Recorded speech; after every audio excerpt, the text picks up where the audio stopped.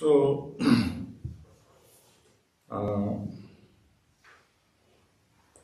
today and tomorrow,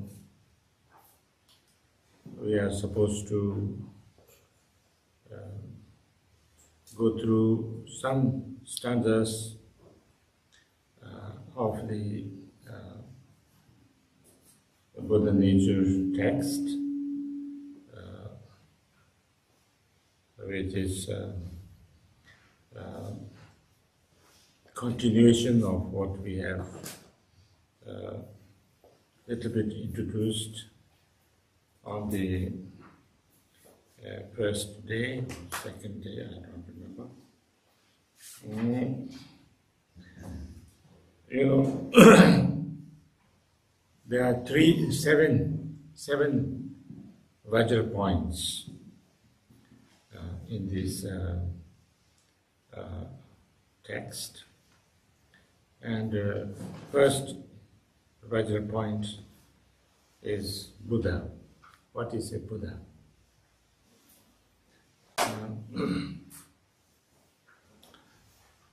There are different ways of talking about a Buddha, defining the Buddha. One way is the Buddha, the historical Buddha, Buddha Shakyamuni, Gautam Buddha. That is,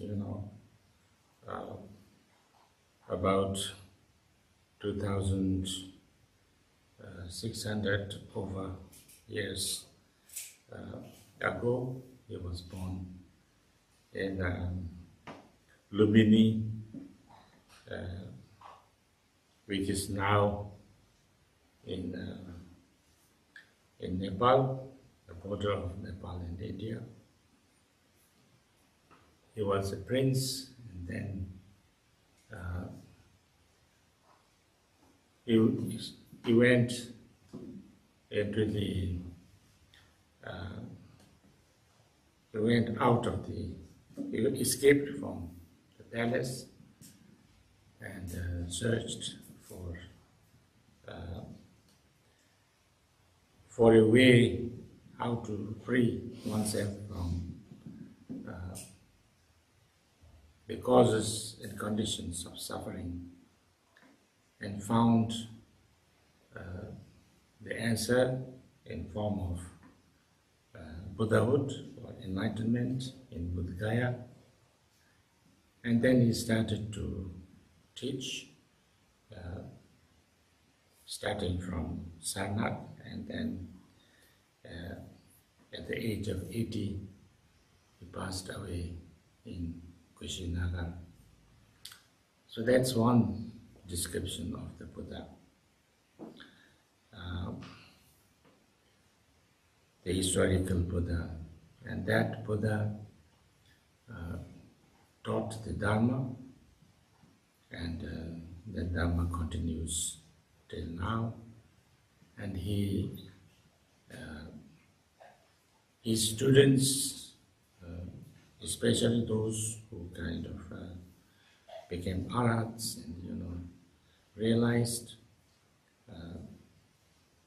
formed what we call the Buddhist Sangha, and there were male Sangha and female Sangha. There were Buddhist arhats in both Sanghas, male Sangha as well as the female Sangha.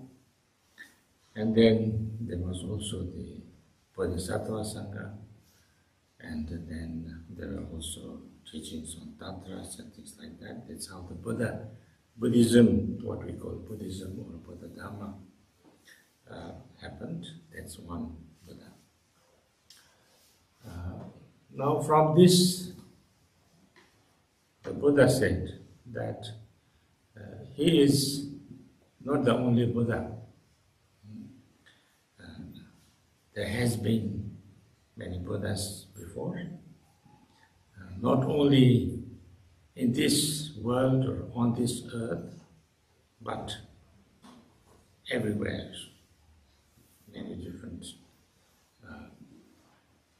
kind of solar systems and universes, and they are always Buddhas. Because Buddha is not just one person. It is a kind of a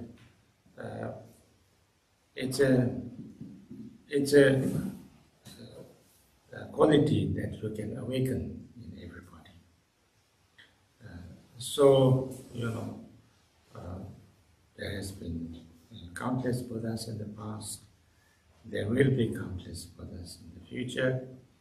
And everybody, not only human beings, but all other beings also, can become Buddhas. So therefore, if one follows and practices the Dharma, one can actually awaken their own positive natural qualities of wisdom, compassion, and all other possibilities, qualities, and become a Buddha. So therefore, this is something that everybody should do if they want to free themselves from the suffering and pain and their causes, and also if they want to help others.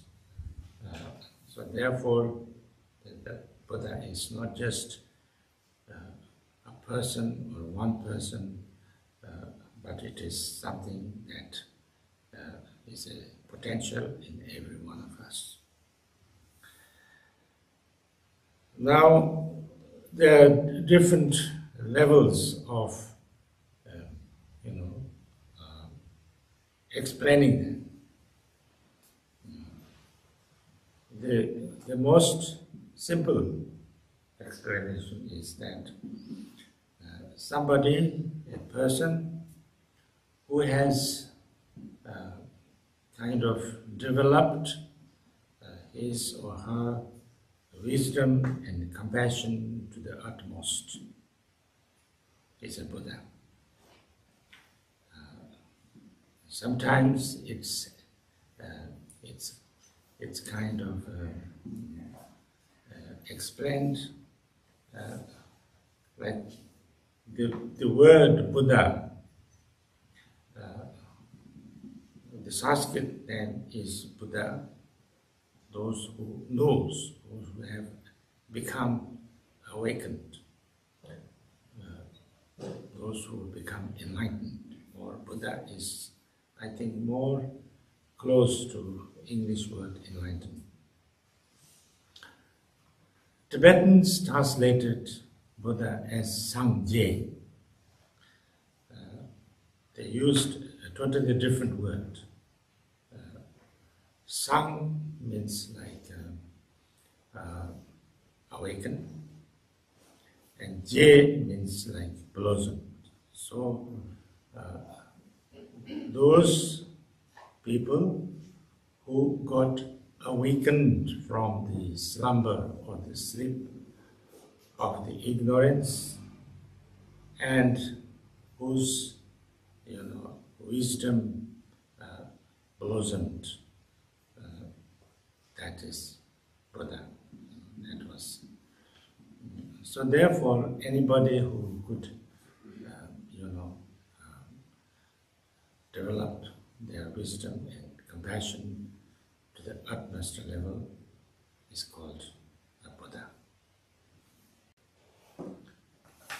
So, but then there is more kind of experiential explanation of a Buddha, because here those things we were explaining is like looking at and then looking. Now here in this text, it is more from the experience point of view. Usually we have two ways of kind of presenting the truth.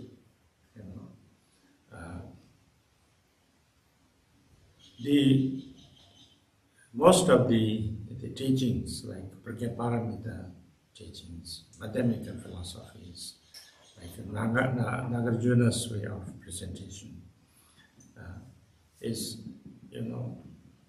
mainly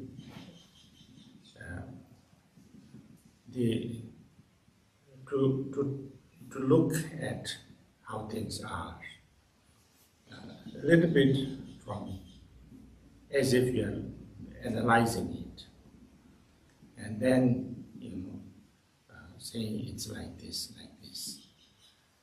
Say, like when we say everything is impermanence, so that everything changes, so we can see, we can observe, so therefore everything is impermanent. We say everything is interdependent because we can observe that everything is dependently arising, everything is relatively there, things like that. So when we said that everything is like selfless, or everything is emptiness, it's also like that.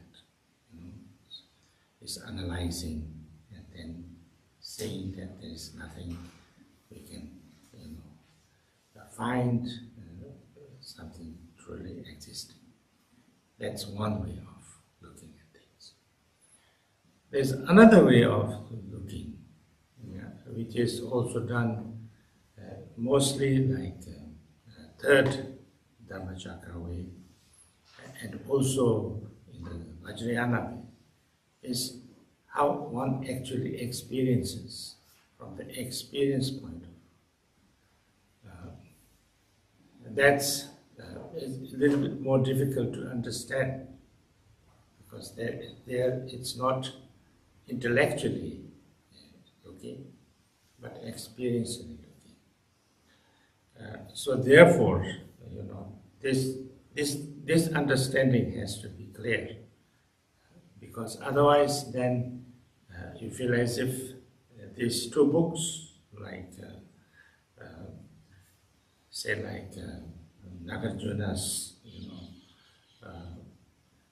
Madhyamika books, and Madhya's like of this kind, are talking about two different things, or they have totally different views. But it's not different things. Actually, they don't have different views. It's just different ways of expressing, or different ways of presentation. Now this presentation is from experience, how, like an enlightened being, or somebody who actually experiences.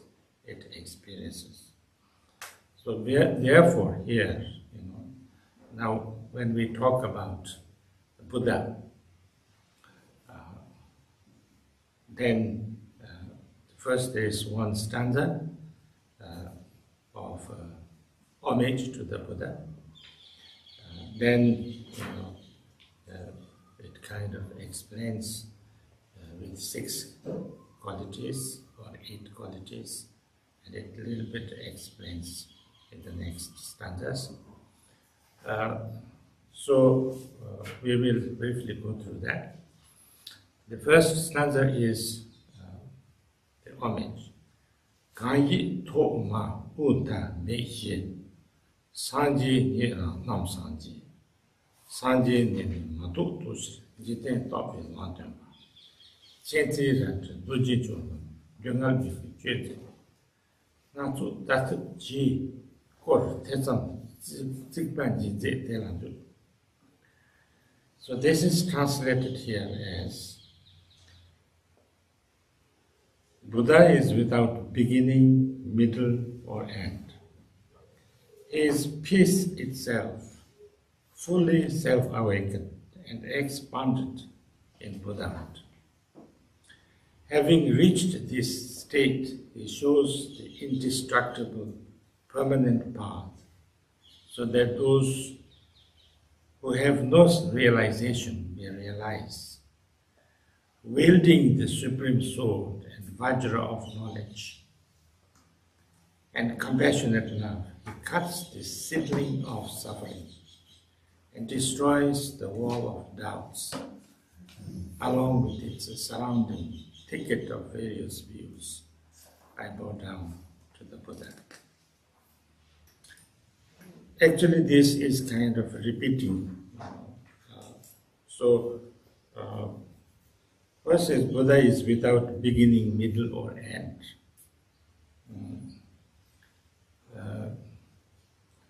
It is usually said that the Buddha is, our true nature. When you say it's true nature, then it has to be seen from the before, after, and it's not something that is one thing first and then becomes something and then turn into something. Nature is something that is always the same. So therefore, to make it kind of more understandable for us, it is said that when somebody becomes a Buddha or enlightened, especially in Vajrayana, we say that that person became or not become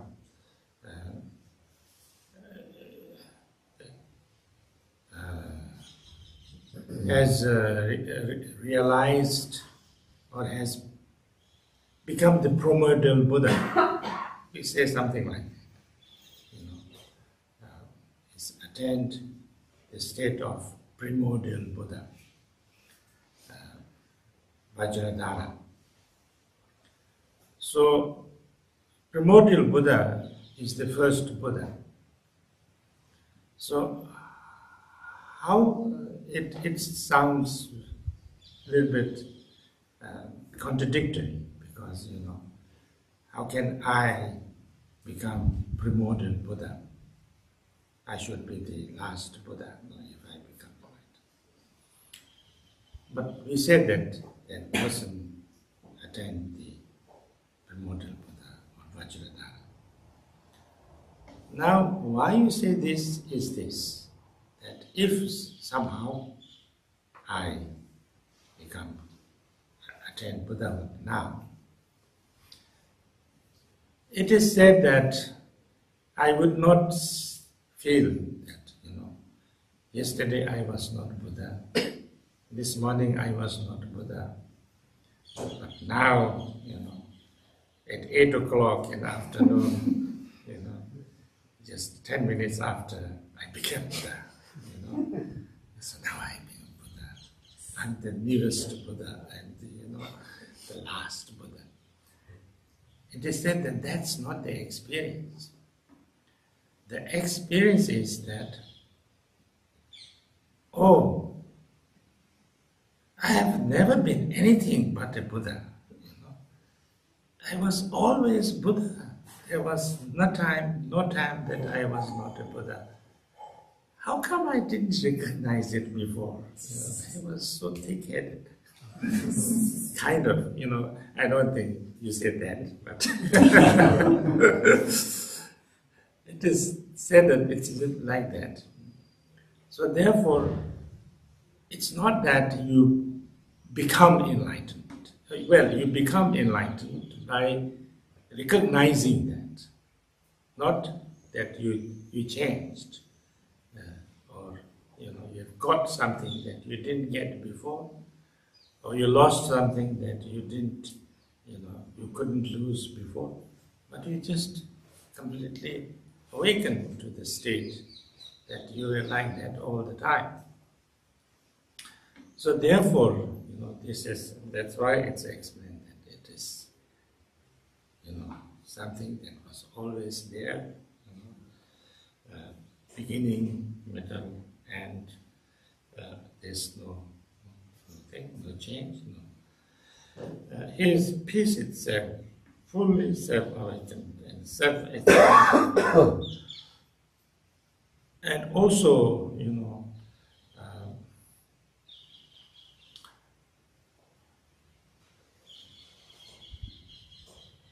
is spontaneously there, is spontaneously free.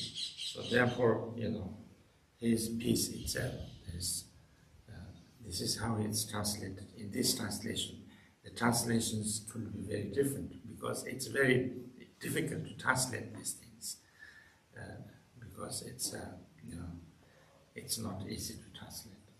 But here it says, his peace itself, fully self-awakened and self-expanded in Buddhahood. Means like what it really means to say. It's something that it's awaken or recognizing or so it's not something that you learned from somewhere else or you have gained some knowledge. It just became clear of your own thing. So therefore, it doesn't need any kind of anything new or anything, just being able to see things. So therefore, it's just discovering our true nature, and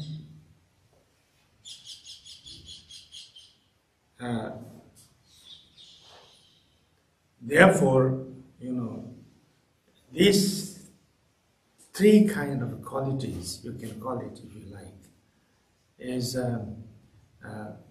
described as, that is the qualities that the experience of that. So you have, because if you got something that you didn't have before, then you could also lose it. But it's nothing like that. It's not something that you get that you didn't have.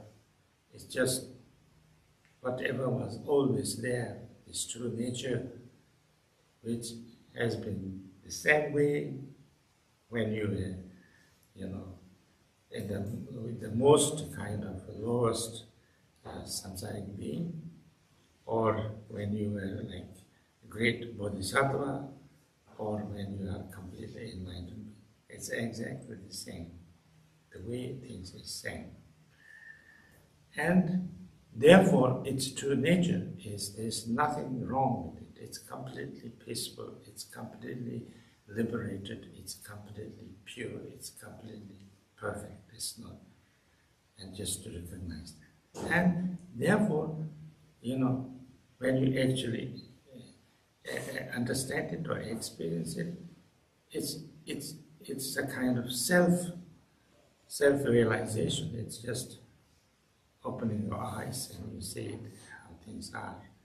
It's nothing to add, nothing to get rid of, no need of any purification, no need of any accumulation. It's just completely being able to recognize or understand the way things are. That's it.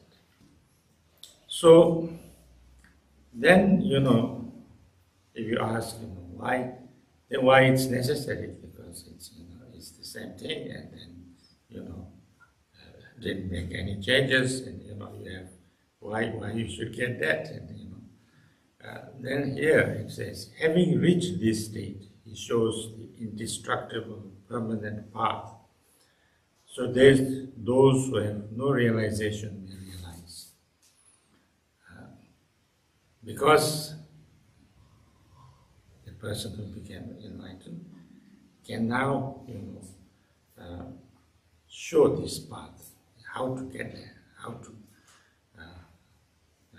So therefore, those who have, who have never been able to see this true nature, then they can show them.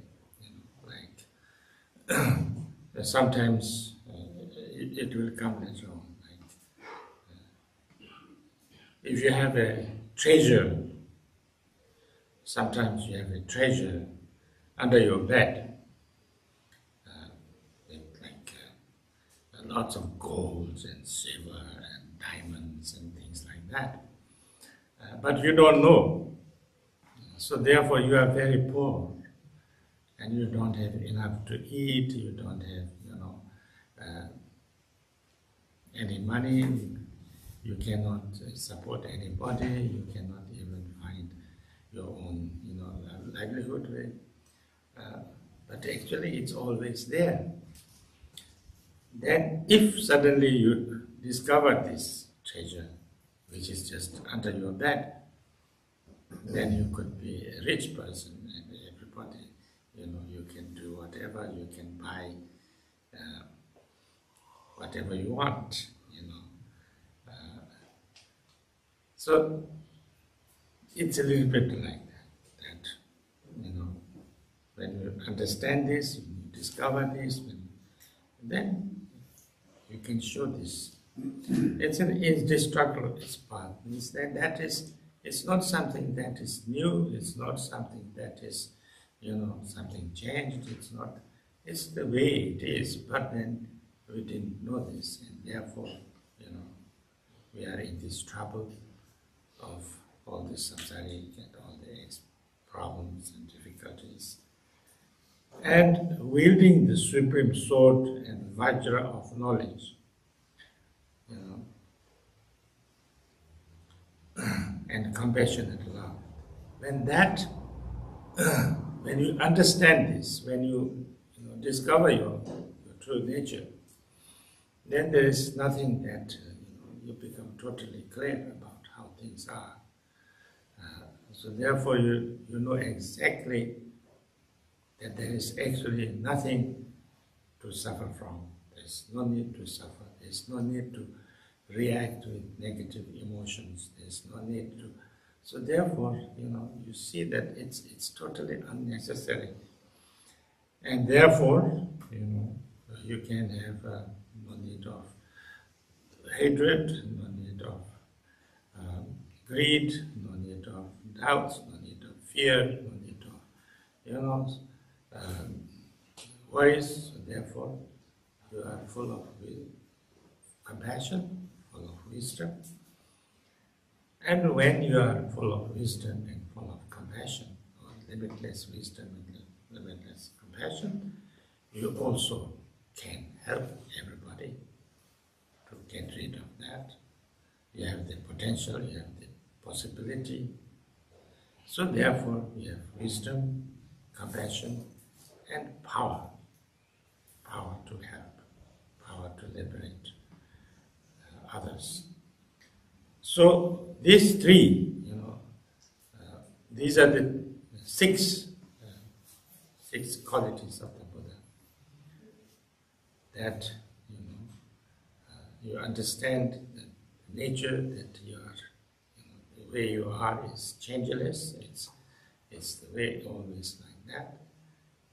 That it is spontaneously, liberated and free and peaceful. There's no need to do anything about that. And that is something that we just recognize, and that's enough. And nobody needs to help you. You don't need to get any, any assistance or any help or any blessing or anything like that. That's from your side. And because of that, then you have the wisdom, you have the compassion, you have the ability to help anybody. So these are the six qualities. And these six qualities can be divided into two. One is the first three is you have accomplished your own purpose. You have nothing more to do. You have nothing more to achieve. You have nothing more to gain. You don't need to anything. So you have your own purpose, your own personal kind of objective or purpose or whatever is accomplished. And next three is because of that you could actually fulfill all the purposes or the needs of everybody else. So, these two is accomplishing the purpose of yourself and purpose of others. If you put these two, then it will be like, you can call it 6, call it 8 qualities, but actually it is 6, which can be divided into 2. And then here, now this is the main thing. So what is rest is just more explanation of this. Being uncreated and spontaneously present, not a realization due to extraneous conditions. These are the 3 things that we talked about. First is uncreated because it was the same in the beginning, same in the middle, same at the end. So therefore it's uncreated. Spontaneously present, that we also described as, it's naturally, so there's no, it's completely perfect, it's nothing, it's peace, joy, completely liberated already. And not a realization due to external conditions. There's no need of special conditions or anything like that. This is the first 3. Wielding knowledge, compassionate love, and ability. Buddha has the quality of the 2 benefits. So this is kind of more explained, but I think we have already explained. So there it says, its nature is without beginning, middle, or end. Hence, the state of Buddha is uncreated. Since it possesses the peaceful Dharmakaya, it is described as being spontaneously present. Peaceful here means not like unactive, but peaceful here means fully kind of completely like, perfect,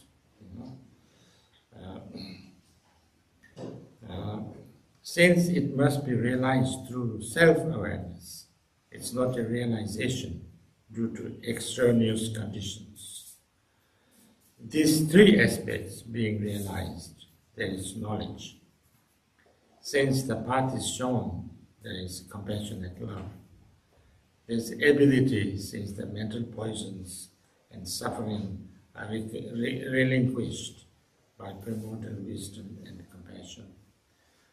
Through the first 3, there is benefit for oneself. To the latter 3, there is benefit for others. So that's why, sometimes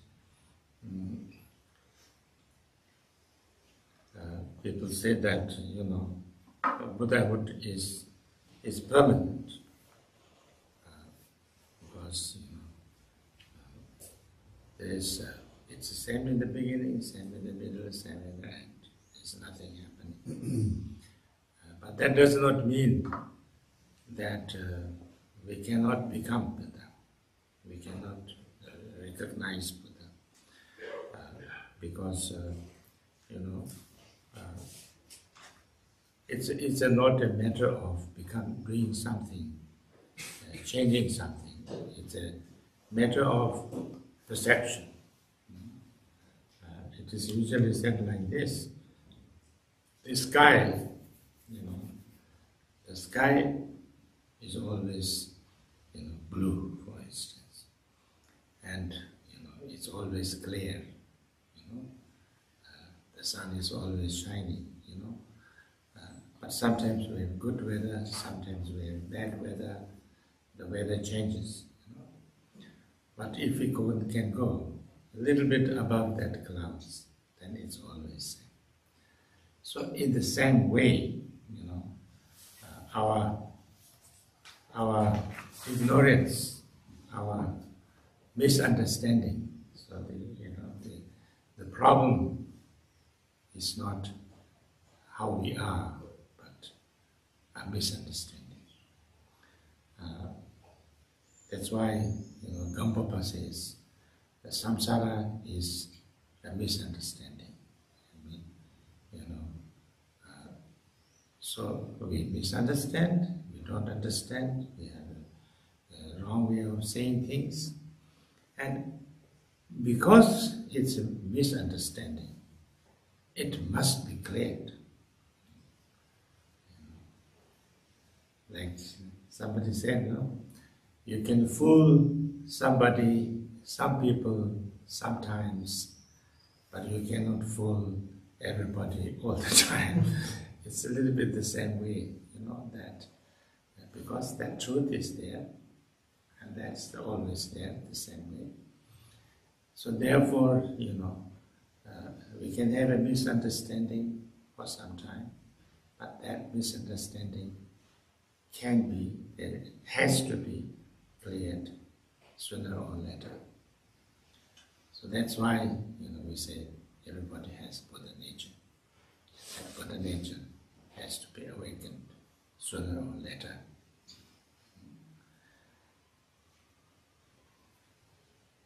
Because it's just a misunderstanding. So once we clear that misunderstanding, then, we are already Buddha. And how to do that? Sometimes, we talk about doing lots of things and, getting, purifying all our negative deeds and then, clearing all our negative karma and accumulating lots of positive deeds and things like that. It's in a way, it's like that, it's true, but it's not like if we have to kind of suffer the result of every negative karma that we have done, then we will never be able to do it. Because we have done so many lifetimes, countless lifetimes, and therefore we don't know how much negative karma we've done. So if each of them, then meanwhile we will create more new negative karma, so therefore there will be no possibility, but it's not like that. The thing is that once we recognize our true nature, then everything is cleared, because there is actually all this negative, whether it's negative karma, negative emotions, negative, pleasures and whatever is coming from that misunderstandings. That misunderstanding is completely clear and then it's all gone. Because that's our true nature. So therefore, one of the most important ways is to try to recognize our true nature. That's why we talk about introducing to the nature of mind, understanding the nature of mind, and seeing the true nature of finding the truth, the true reality, the true how things really are. Vipassana, we call it sometimes, seeing it the way how things really are. And that, that needs, of course, wisdom. But wisdom is, that's why we talk about that wisdom is the most important thing. But wisdom at our level can be generated through three things: study, reflection, and meditation. Study is important. Sometimes we call it listening, because we need to, at the moment we don't know what it is. We have no clue. And all our education sometimes is not giving us any real understanding of the true nature of ourselves. So therefore, we need education, we need true guidance, we need, to listen, to understand, to study about our true nature, about the truth.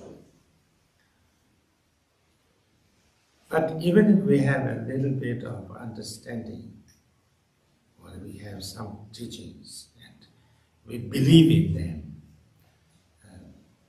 that doesn't change. Because if I say, oh, Buddha said this, it must be true.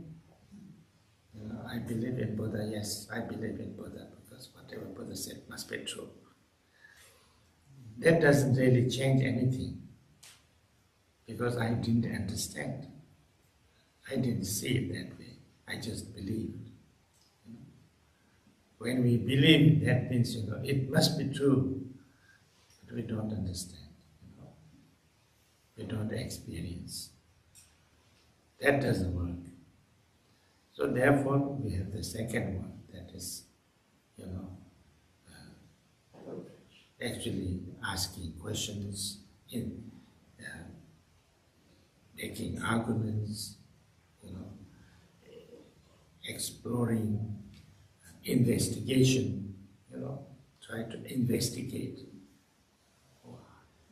How is it? Why is Buddha said like this? Is it really true to my experience? Is it true to the logic? Is it true to the facts or not? And things like that. That gives us some understanding. It could have a very clear reasoning. Yeah, this, from whatever I see, look, from whatever way I search or I reason or it must be true. There's no other way. That's the second level. But that is also an intellectual, understanding. That's a kind of it's not an experience. That's an understanding. That understanding could be quite deep, because it's clearly understanding. But still, it is not experience. It's fully experience. Intellectual experience is also a little bit of experience, but not fully. That's why we need meditation. Now, meditation is not about intellectual. Meditation is experience.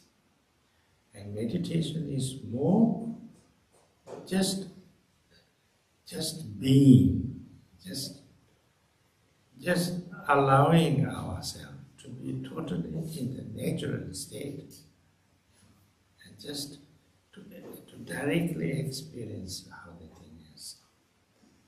And then if we have some understanding, and then if we can really allow our mind and our heart to be totally open, and without making any kind of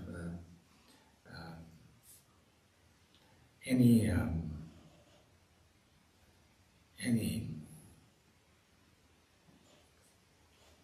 manufacturing, any I don't know the word is how do you say it? There's a word. Fabrication. Yeah, fabrication. Without doing any kind of fabrication or any kind of manipulation or anything like that, completely. That's how we get to experience the way things are. So the real meditation is just learning how to be in the total natural state.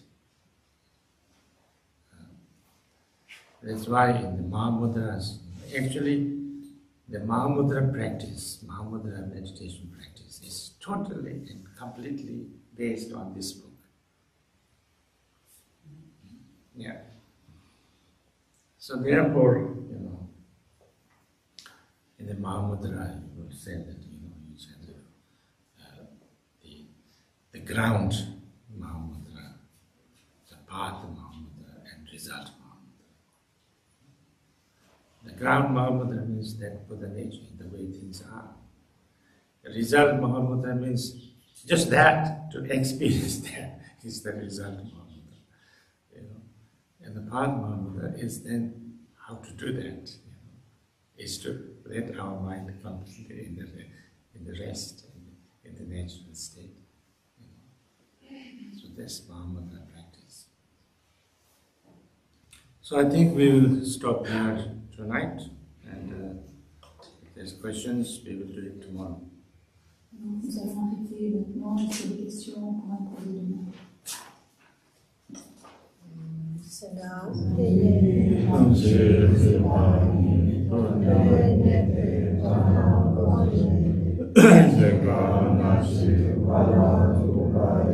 Sebe sole